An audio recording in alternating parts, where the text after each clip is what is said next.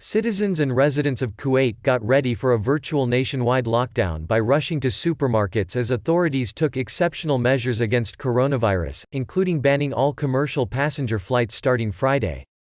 Streets in the Gulf Arab state were largely empty on Thursday, the start of a two-week public holiday declared by the government, which also banned people from visiting restaurants, cafes and gyms.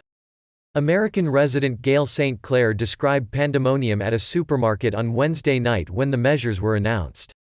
"Once I got in, they gave me sanitizer and gloves, but it was so crowded that I could hardly get to the aisles to get my items," she said.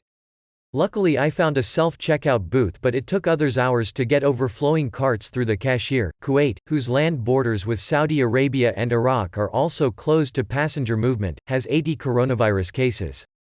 As in other Gulf Arab states, no deaths have been reported.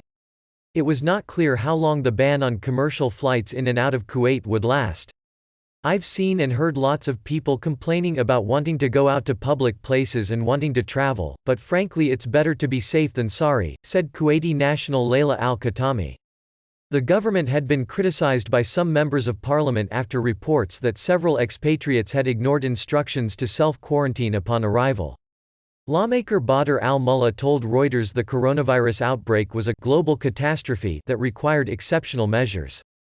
For Egyptian resident Abu Ahmed, 45, the precautions seem necessary.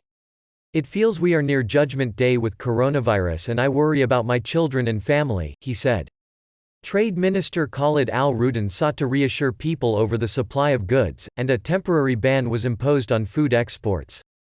"There is no need for all this panic because shipping lanes are still open and cargo flights continue.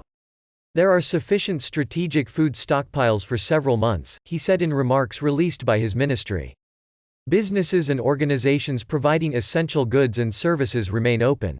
The central bank said it was ready to support the financial sector. "The government has done what it can," said Mohammed al-Ghanem, whose firm Hamid Suleiman al-Ghanem and Sons Group owns construction companies. "What is important now is that everyone comply.